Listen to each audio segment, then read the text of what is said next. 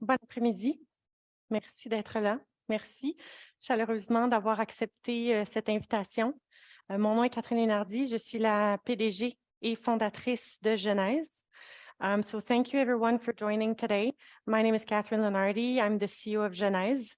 At GENAIZ, we believe we're doing something truly unique that has the potential to truly shift the way and change the way we to conduct research and innovation in the life science industry. Here's why and how. Each and every day, we create about 2.5 quintillion bytes of data. About a third of that is created by the life science industry and the healthcare industry.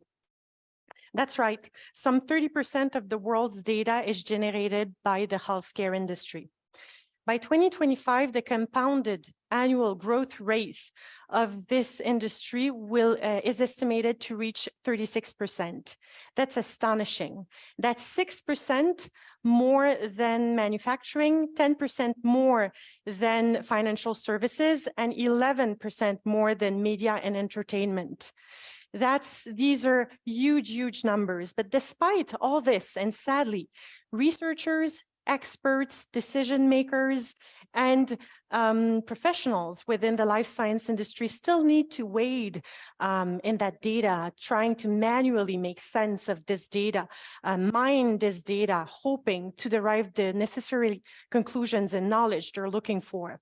This is extremely time-consuming, generating lost opportunities. By the time they're done actually trying to make sense of their data, opportunities are lost, projects take forever, and costs explode. So I asked myself, what if we could find a way to collect, aggregate, standardize, and clean up this data, making it available through an exchange marketplace, thus solving this problem as a collective, as a network, as one humanity. Answering that question has led my team and I to create an AI federated marketplace. The platform is based on human intelligence, and it transforms disparate data, lapses, disparate data into meaningful concepts that are representative of what has value for a customer, thus allowing each partner and customer and user of GENAIZ to actually derive the necessary knowledge they're looking for.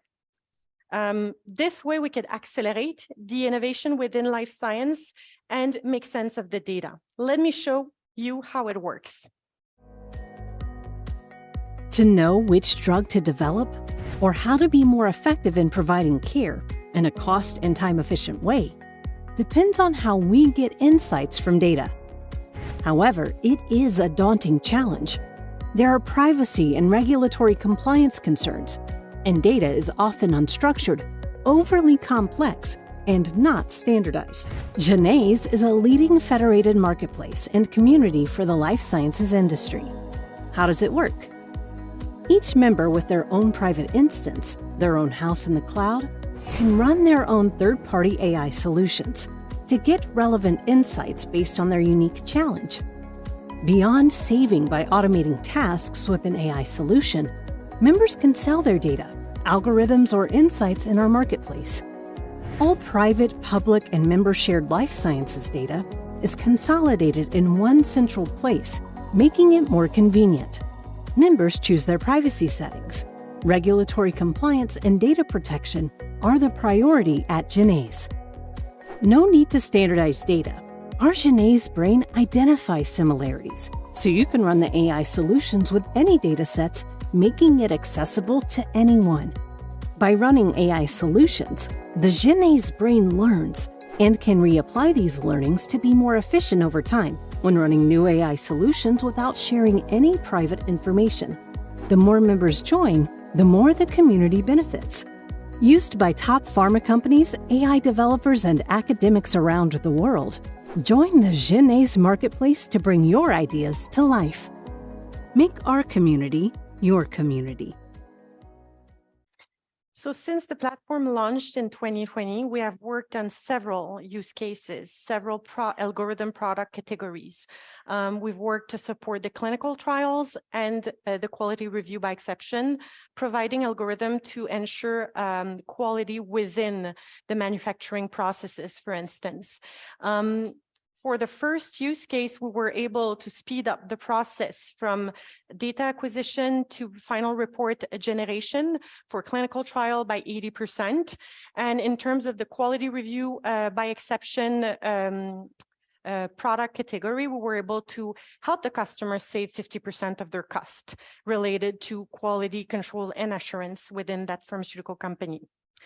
But today, I'm extremely excited and proud to announce that we're adding new capacities to the GENAIZ marketplace with the launch of the mergers and acquisition product category.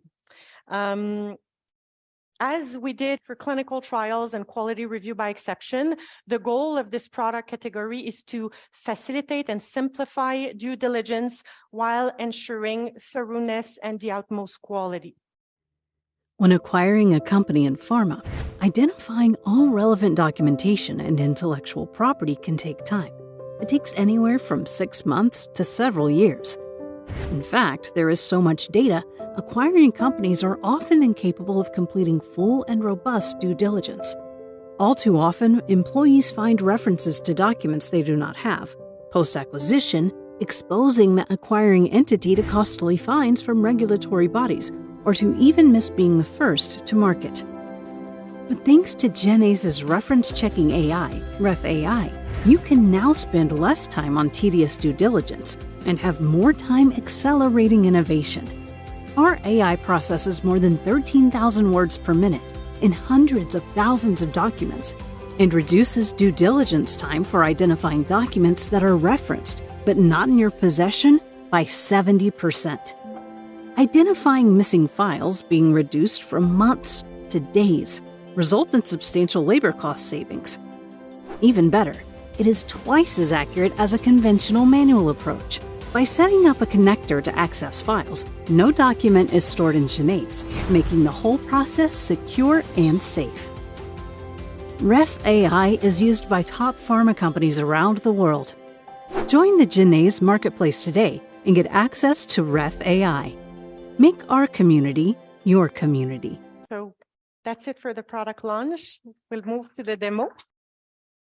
Artificial intelligence has certainly progressed at a phenomenal pace in the last few years. We've gone such a long way from using tools, natural language recognition tools like Siri in 2010 and e-discovery lines of product in the legal industry. Certainly today, AI is pushing the boundaries in terms of human-machine interactions. GENAIZ is at the forefront of these technologies and at the forefront of this technological wave. With our federated AI marketplace, we're able to provide life science company with a wide range of algorithms and data sets so that they could explore data and generate knowledge more efficiently, reduce costs, while enabling AI and technology and propelling innovation within their companies. Our panel's theme today centers on how to build a strong AI use case, not only to bring innovation in AI within your company, but to maximize return on investment on your technological projects. I'm happy to tell you that it's simpler, less labor intensive, and less effort intensive than one could believe. In fact, in the last few years, GENAIZ has successfully launched algorithm and product lines covering clinical trials as well as quality review by exception. But today, I'm extremely excited to talk about mergers and acquisition use case, which we developed with our friend and good partner, Keith Parent from CourtSquare. My colleagues from GENAIZ will also be presenting and joining the panel. So we will have Hélène who will showcase the mergers and acquisition product category, but specifically the RefAI algorithm. And Giovanna will talk about regulation and how regulation has shaped the product and how it has impacted the whole development cycle of GENAIZ. So we want this to be an open, fun, interactive conversation. So please do jump in, ask your questions, provide us with the feedback and the observations. As we say, feedback is a gift. I will now hand the floor to my friend Keith Parent so that he can tell his fantastic use case story. Thank you, Catherine. So my name is Keith Parent. I am the CEO of a company named Court Square Group. And first of all, I'd like to thank both NVivo and Centec for having us here today, and GENAIZ for inviting us to be part of your special night, bringing this out. You wonder a little bit, why did a company like Court Square start working with GENAIZ, and how did we come up with the use case that we're talking about? So let me go into a little bit of that so you can understand the background of that. We are a managed service firm. We manage infrastructure for life science companies. So pharmaceuticals, biotech, med device. We do work all the way from preclinical all the way through manufacturing. So we see a lot of problems in the pharmaceutical world. We see a lot of opportunities in that world. I happen to be at a cross-border event in Massachusetts. Our company is based in Massachusetts, and there's a very active economic development group that tries to tie US-based companies with Canadian-based companies. And I happened to see a panel that Catherine was on. And Catherine was talking about what GENAIZ was working on and how they were working. So I made sure that after the event, I got her contact information and I gave her a call because I thought some of what GENAIZ was working on would be very important for what we were doing and a potential solution for something that we were actually working on. As a company dealing with lots of data, and because we have a content repository that hosts lots of clinical data and regulatory data, we're always looking for tools to make our customers' lives easier. In this case, we had an issue that one of our customers had. And so the first category that we look at for a strong use case is how to identify a manageable problem or program. In this case, I had a customer that had bought a compound from a large pharma. They were a startup. And one of the issues that they ran into was that 3 months down the road, 6 months down the road, they kept running into issues where they didn't have some of the files that they were looking for that were in this bolus of files. So, they bought a compound, they might have had 10 or 15,000 documents to go through. So until your people start going through that, and nobody ever really goes through everything during due diligence, it just doesn't happen. So they were going through these files and they realized they didn't have them. They would have to go back to the major pharma, and that pharma company would have to go back through their systems and find these documents they were missing. And this happened over and over and over again. They came to me and said, hey, can you solve this problem? So as a computer science person and company, we tried to figure out, well, how would we do this? And what's the important thing to do it? And you think of all the algorithms you're going to do and stuff like that. After hearing what GENAIZ was working on, I said, you know what? I'm going to talk to Catherine to see if this is something that could be up their alley. Because I had actually worked with some other companies and some other problems, and I found out how difficult it was to try to incorporate automation and AI and some of the different things together. After talking with Catherine, I found out that our customer would allow us access to that data, which is the first part of doing that. So we had the data, but I didn't have the technology. So I had to find the right technology partner. GENAIZ was that technology partner. So that was the second pillar that I had to deal with, finding that partner that could work with us. Not only would they be able to work with us, but they had to put some skin in the game, because right now, the first time you do anything, and for those of you that know anything about AI, one of the hardest things to sell a different company on AI is getting them to think about how to use that. We had a problem. We thought about how to put that together.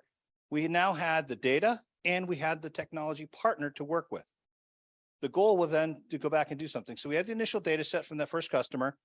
After a while, their priorities changed and things changed for them. What we did was we kept asking other companies. We would ask other merger and acquisition departments. I'm actually working with a couple of big pharma companies that have those departments. Would this be something of interest to you? We actually had one of the major farmers out there that said, hey, listen, if you can do it, you think you can do it pretty well for hundreds of documents or thousands of documents. When you can do it for hundreds of thousands of documents or millions of documents, come see us, because we could really use that. Well, that kind of validated in our mind that it was a good idea. I happen to have another customer that was buying compounds on a very regular basis. So I brought the idea up to them and they said, sure, let's try it. That became our first proof of concept. So even though the first customer that gave us the initial problem wasn't actually the one that we did the proof of concept with, you always have somebody else in your base you can talk to. I was able to bring that customer to the table. We now had their data and we had the original data. So now we had multiple feeds of data to help prove this process that we were trying to put together. So now we have this use case. I happen to sit on a couple different committees for the Drug Information Association. There's an AI working group and there's a couple other groups. So in that group, I spoke with somebody from a large pharma who said, when they had an issue that they purchased some compounds, they actually had a team over in India of hundreds of people going through all these documents. And when I told him some of the stuff that we were working on, he said they basically had a 30% accuracy rate with people going through the documents, finding these same references. And that was after spending millions of dollars to do that work. So some of the numbers that Catherine threw up there a little bit earlier in that video are proved out just through some of the simple things that I've worked on already to be able to put that stuff together. With that, we're going to talk about how this actually works. And I'm not the technology person to do that. Hélène Lebel is going to do that. So she'll do that right now. So I'm just going to find my slide. That's perfect. There you go. We have a question. Oh, yes. For Keith. Come back here. Hi, Keith. Sure. Thank you for this presentation and for showing use case. Very useful. My name is Mika. I'm with Theodorus. It's a fund in Montreal specializing in pre-seed, seed, and Series A. My question is, you said your clients were buying compounds. Mm-hmm. Okay, which compounds? You mean an asset at certain Yes. stages of development? Okay, so the due diligence associated with that asset. Typically, a lot of times what will happen is companies are out there, and there's actually full companies out there that all they do is they'll get through phase 1 or phase 2 of a clinical trial process. And that's what they were put in business for. It was maybe a senior management team. They would go out, they would find a compound, they would bring it through the process, they would use outsourced resources, and then we get all the documentation to get through the phase 2. They wouldn't have enough money to put it through phase 3, and they would look to out-license that and have somebody else buy that. So there's whole companies that just do that. Or there could be big pharma that they may have brought it through phase 2 and just realized it wasn't going to be a big enough moneymaker for them. So what they'll do is they'll put it on the shelf. But then they'll put that asset out for out-licensing. I have a team at Pfizer Pharmaceuticals that will actually out-license product. Anytime that Pfizer out-license something, my team will actually pull it all together and put that due diligence package out there. So those are different ways of those things out. Or companies actually go under because they have a bad phase 3, or a whole bunch of different things will happen in the clinical trial world where these things will be on the shelf. Somebody will buy the whole company. They may have other assets. So it's finding that data and being able to use that data later on. So that's where some of this compound comes from, where people buy those compounds. Perfect. Thank you. Great. Any other questions before we get into the nitty gritty? Awesome. Thanks, Keith. So my name is Hélène Lebel, PhD. I'm a research scientist with GENAIZ, and I'm part of the research team who developed the merger and acquisition algorithm that we're going to talk about today. So first, as an IA researcher, when we receive a challenge like this, we must first identify the different tasks of the use case. So how does a human find these references in a merger and acquisition transaction? Well, he reads manually all the files, and he's trying to retrieve the references in it. Then he checks if the references found are indeed in the transferred assets folder to find the missing ones. And the one that doesn't match are the missing references. Well, AI, artificial intelligence, is great at helping users with redundant tasks like this, with lots and lots of documentation to go through. We're talking about thousands and thousands of documents. So in the AI department, we then turn the human behavior, we transform it into an informatic pipeline made up of different automated components. To make sure that it's a good use case for AI, we need to make sure that every single one of the components you're seeing here are automatable. At this point, it's really important that we look at the data, understand the data. Implementing solutions without knowing the real data leads to bad performance of the algorithm. Like Keith Perrin just said, working with partners and clients and their data allows us to create better technology and greater results faster. So after identifying the technologies that we were able to reuse to do this pipeline, we had to build the rest of it through an interdisciplinary approach. So in GENAIZ, we have machine learning, biostatisticians, and NLP specialists. Together with our partner, we were able to create a reference checking algorithm that validates the completeness of all transfer documentation, preventing any data loss. The algorithm mimics human behavior. So it fetches the data. So it will start by it studies all relevant files inside a repository, and it analyzes their content. Then the AI retrieves the references from the documents and cross-reference them with the files available in the user folder to finally identify the missing files. So working with a subject matter expert made the research team realize what's important, that due diligence is indeed crucial and that every document representing an asset must be found. So this includes all interrelated documents listed inside a file under a reference section, or even just mentioned in a sentence. All documents containing confidential and proprietary information must be found. However, most of the references missed by human are not in a beautiful reference section like you can see there, but they are lost in a paragraph, hidden in a footnote, or even just mentioned in a sentence like the one you see. The method has been transferred according to the transfer protocol GN97. No technology has existed so far to do this task. So what did we do? Well, the GENAIZ research team created it. How did we do it? Well, we broke down the task like a human does. And how does a human know if something is a reference or not? Well, there are keywords, protocol, form, agreement. However, keywords are not enough to procure a scalable solution. I cannot just start to give the user all sentences containing simple keywords. We needed to find those keywords in certain contexts, but also certain contexts without the keywords. If I read "see orientation of employee," no keywords are present, but you human, you're smart. You can just like immediately, you know that I'm talking of a document of some sort. You can recognize that's a title, and you can even tell me where the title starts and where it ends. You're really smart, and the machine is not necessarily as smart as you. So we reproduce this behavior through homemade semantic and syntactic rules for the system to automatically find these references inside the documents. With this world first component exclusive to GENAIZ, the algorithm is twice as accurate as a human at finding references. This new piece of technology is actually finding references at the speed of 30,000 words a minute. So we're reducing due diligence time by 70%, leading to major labor cost savings.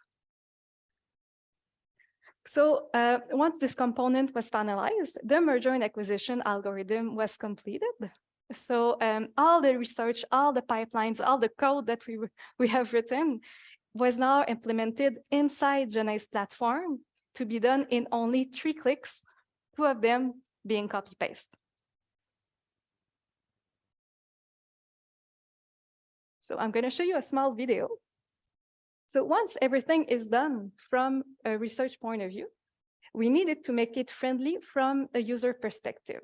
So may I present you the GENAIZ platform? This is the homepage, and this is an example of an initiative. So in GENAIZ, algorithms live within an initiative. So now let's look at the implementation of the merger and acquisition inside GENAIZ platform. So to benefit from the reference checking algorithm, a user just provides GENAIZ with a repository link where they want the system to verify the completeness of all transfer documentation. GENAIZ is cloud-based, and its analytic processing engine operates on top of any client data source. So now, any client data source like the SharePoint you're looking at, or even Ignite. So now imagine a SharePoint, the one you're seeing right now. I'm sorry, the video just bugged. With a merger and acquisition folder containing missing references, thus missing documents. So I want the system to flag any references representing an asset that is missing. So I'm just going to copy paste here. I'm going to copy paste the URL of my repository.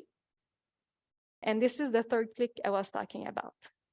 GENAIZ return all missing documents under the form of a list or an Excel table. So GENAIZ returns all missing files under the form of an Excel, a list, or the format of your choice, using the same documents you may need to complete the process manually. So basically, our approach to mimic human behavior does not only produce better results, but any company that's using this algorithm doesn't have to change anything in their due diligence process to apply this algorithm. So here on the screen, you can see that a non-technical user can find the missing references as they highlighted in pink.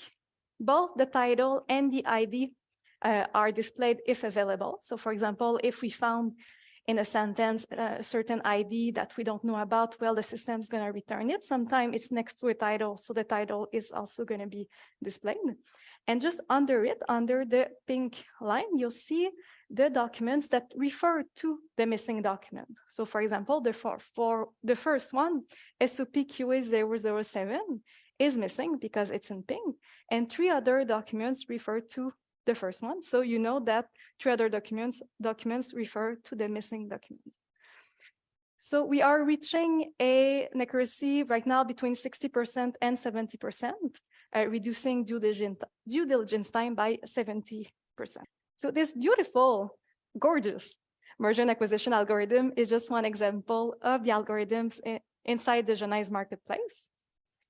So the GENAIZ marketplace, like Catherine said, is where different companies monetize data sets and algorithms, but without sharing intellectual property content. So think of it as a marketplace, a regular market, but with IP protected.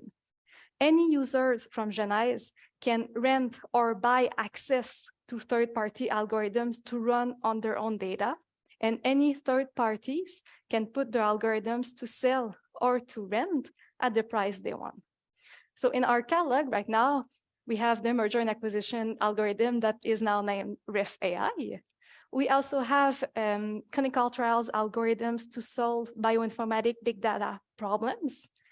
We have the GENAIZ quality review by exception algorithm that which optimizes the processing of periodic reviews based on effective lifecycle management of assets. And for this one, what is actually done annually for 3 months by 2 to 3 people, GENAIZ replicates it in 7 minutes with 100% accuracy. So really proud of this one. And we're still, developing new technology. We're currently working on the last one, the systematic literature review, thus automating literature review to make life easier for researchers and innovation teams from the life sciences industry. So as you can see, the R&D team is always up for a challenge. So before we go into, yes, yeah, go ahead. Before you jump off on that, one of the things I wanted to note, one of the nice parts about having a partnership between a couple different companies that are working that may have subject matter expertise in one area versus another. We have subject matter expertise in the life science vertical specifically for all the data that we deal with, whereas GENAIZ has the AI focus. One of the nice parts is actually looking at the systematic literature review. Catherine and I actually spoke with a company, another major pharma, and one of the things that they have is they have a group that does a literature review of their own products in the literature that's out there on a very regular basis. So they have a team of 2 people that every month go through all the literature that's out to define their own products. And they're looking for two things. They're looking to see if their products are being used in somebody else's external literature. And then secondly, they're looking to see if there's off-label usage that they're finding in that. Two things can be found from that. One is, are people talking about what they've got because they need that information to submit that to, in our case, the FDA or other regulatory bodies. But secondly, if they find an off-label usage aspect of that, they can actually use that as a new revenue stream. So there's different things that you can do by having subject matter expertise in an area where something may not be exactly what you started with, but then can actually drive into another solution. So that's where having multiple subject matter experts from different areas working together can actually drive some of that new innovation. I do that for Centec and the entrepreneurs that are here, because sometimes it's not what you first start with, it's actually what you may come up with that actually solves a problem that are out there. Thank you. So developing groundbreaking technologies is not all. We need to make sure that we need to ensure that they are compliant with regulations in place. And my colleague Giovanna Nakik will now talk about compliance and security. But before we go into regulations, I wanted to know if there were any questions about AI in general, the making of algorithm. I'll be also available later for questions, both in French and in English. Yes. How do you know if a component is, how do you know if a component is automatable? Okay, so the question, I said that it's important when we receive a use case to make sure that every components are automatable. So how do we do that? Well, first, the research team needs to meet, Well, I was talking about interdisciplinarity. I think it's really important to look at the problems from different perspectives. So, as much as, a linguist, that a machine learning, and the latest technology is not always the best to, to answer a problematic, especially in the life sciences industry. So we all meet, and we need to create this pipeline made of different components. And when we are creating this pipeline, we don't necessarily say, okay, is this automatable? Is this automatable? We usually skip at the possible solutions for every component. For example, we have a title annotator inside our pipeline. Well, with image recognition, we know that there were solutions to find the title. We decided to go with a simplest solution after some research, but at least we had already an idea of how we're going to be doing it. And the funny thing is about, the references in free-form text. We first thought about, okay, we could use, the solution A, solution B, but then after 2 weeks of reading stuff, we realized that, some solutions that we thought about were not possible, not in this specific use case. So it's a lot of intuition, it's a lot of teams work, and it's a lot of reading academic papers. Yes. Two quick questions. The first one, as it relates. Oh, I can repeat the question. Two quick questions. The first one, as it relates to document outside the quality management system. In your finding, is there specific categories of missing a reference that you find that the company should be aware of? Yes. And second quick question, I always love a document when they're named document 1, final version 2. Made by Alex. So I imagine it's quite easy or not that difficult to find what's the latest version or the final version of a document, again, outside of QMS. Thank you for your two questions. So first one was, what kind of references do we find through this pipeline? Well, there are at least 5 different kinds of references that the algorithm is able to find and that the human is finding really naturally. I don't have a beautiful slide for this one, sorry. So for example, in some laboratory notebook from the biomedical field, sometimes we have a file name, but the repository itself that we need to be able to extract. So that's a kind of reference. Sometimes we have files named with the .docs or the .pdfs that are named inside the documents. Sometimes we only have an ID without a title. So for example, they say that, oh, we are using the protocol number GN47. Those is the kind of reference that we need to find. And sometimes there's a title. And the one that gave me nightmares is when the title is just like cut because they say, oh, yes, we refer to it in another document that we don't have. So we still need to return this incomplete title to the user. So we really have different kind of references that we need to extract. And well, I was about to say the funny thing, but that's because I'm a researcher. But the really nice thing is that sometimes we need to use different machine learning algorithms or different libraries to resolve the different kind of references. We don't have one solution for all. We needed to develop a unique piece of technology for each kind of references. And we're still improving it. It's kind of, the fact is that right now we are really good at extracting references in free-form text, but now we need to go back to the reference section and be able to extract them properly. The second question was sometimes there's files name with like, document 1 or protocol B, and really something not clear about what's inside the documents. And that's why if you look at the schema that I'm showing right now, we decided to create a document stamp for every document of the user folder. And this document stamp is made of not only the name of the file inside the folder, but also the title that we are able to retrieve by looking inside the document and the ID that we are also retrieving from the document. And normally, if the file is really bad named, well, at least they're going to be, a clear title inside of it, or I'm going to be able to retrieve an ID, a protocol ID, for example. So I'm going to have at least one good information. And after that, I'm able to go through the process with at least one good information. Thank you. There's one more question. One more question. When you're talking about literature review, Yes. where do you gather your papers? Which platforms do you use? And does it imply that you sometimes have access only to abstracts? And do you also go all the way to, for example, WIPO for patents and so on? Do you also include that? So the question is, how do we are developing the systematic literature review? So right now, this algorithm is still under construction.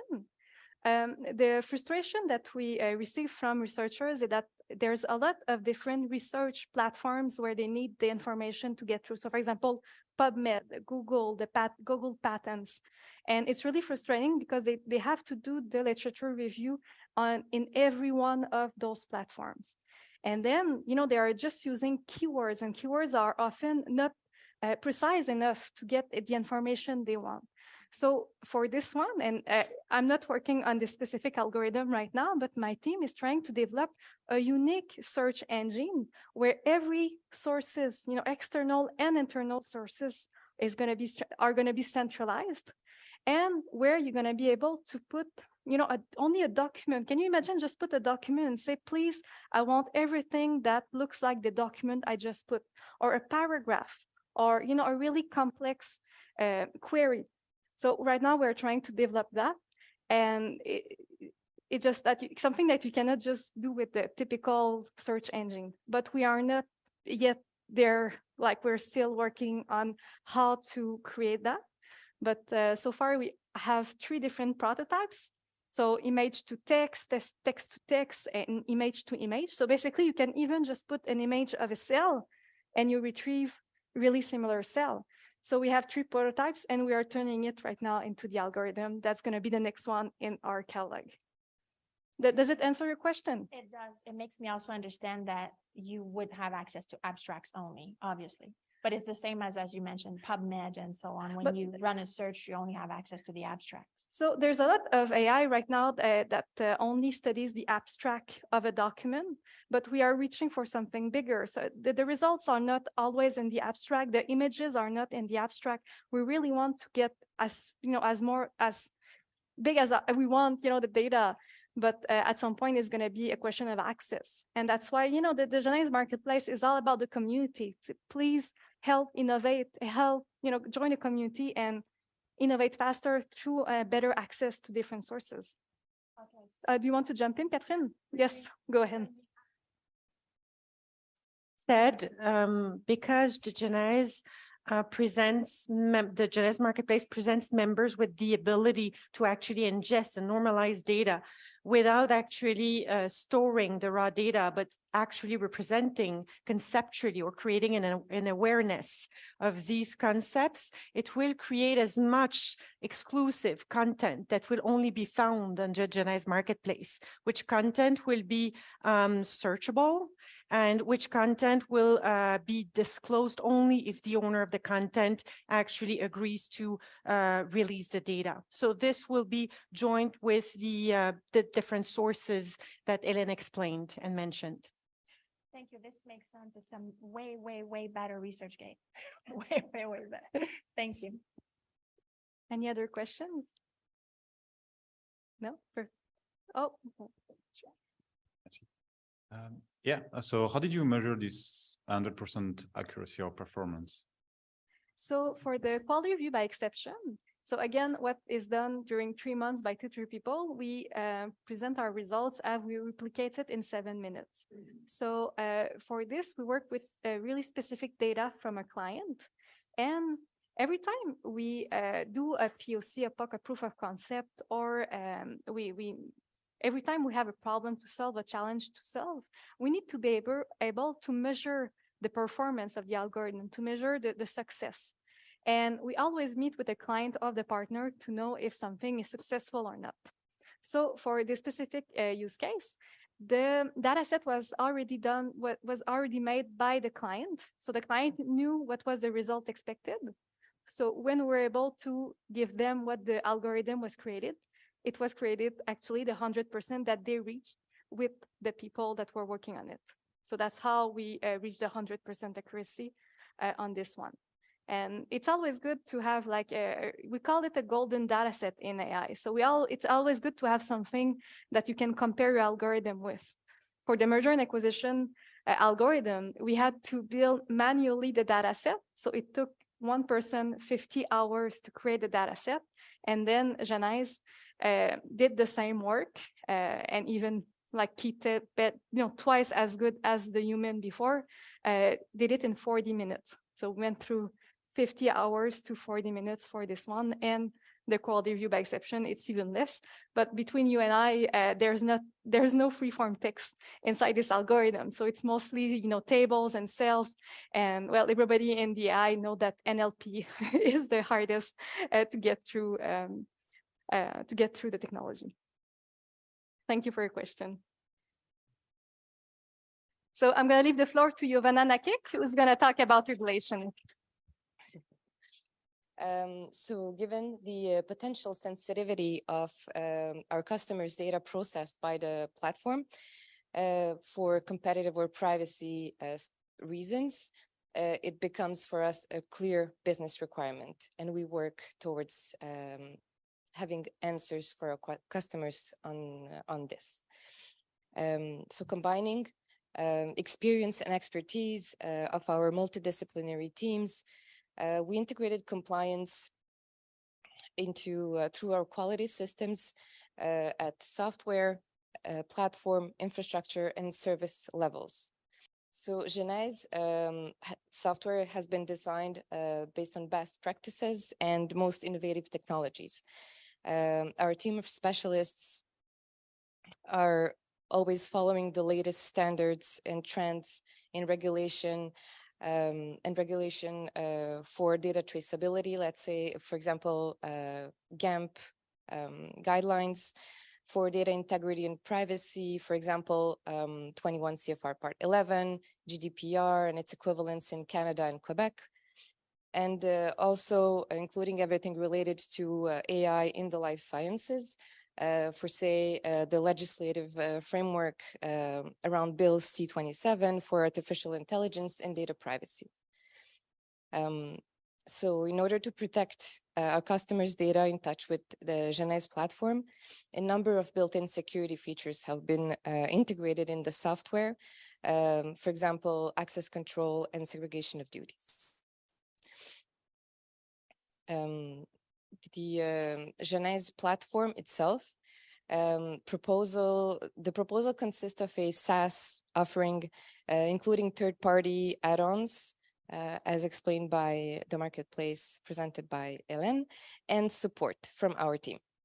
So we propose a single tenancy architecture where data consumption is performed without permanent data storage. So this formula provides for a highly secure and private solution. And for increased productivity, federation of specific assets is made possible, always including security and traceability, which are embedded in GENAIZ.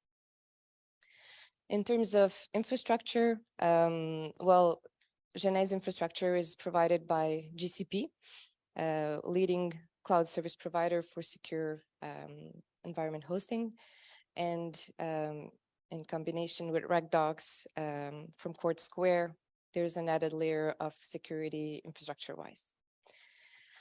In terms of security provisions, so overall, our GENAIZ model of operation pertains to a multi-layered program described and detailed in contracts we put in place with our customers.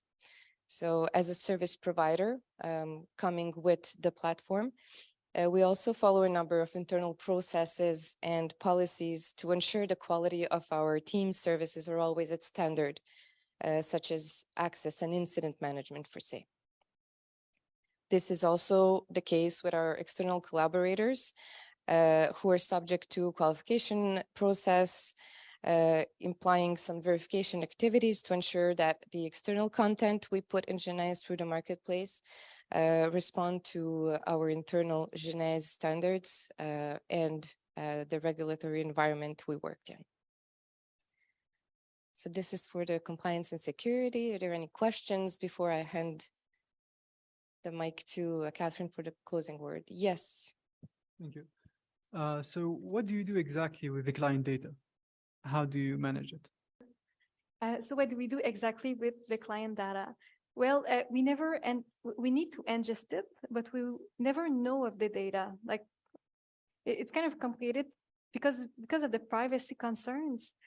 We never retain the data, but we need to know of the data to make their algorithm work on the data. So the data is still entirely the propriety of the client, but we need to ingest it at some point. So I don't know if it's clear, or you were talking more about the security. It's clear? Okay, perfect.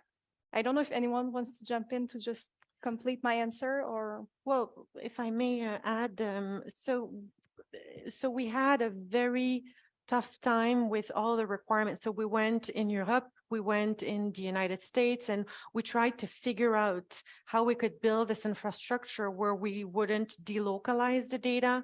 So that's part of other main solutions in the market. You need to delocalize the data, for instance, in the United States. We don't do that. So no data is delocalized.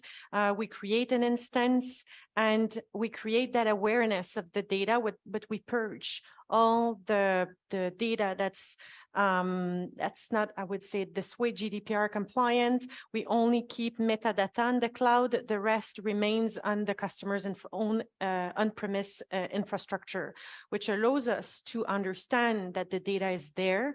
It becomes searchable in terms of the metadata, but we don't disclose, obviously, the raw data itself. We intermediate on the platform between the algorithm and the data.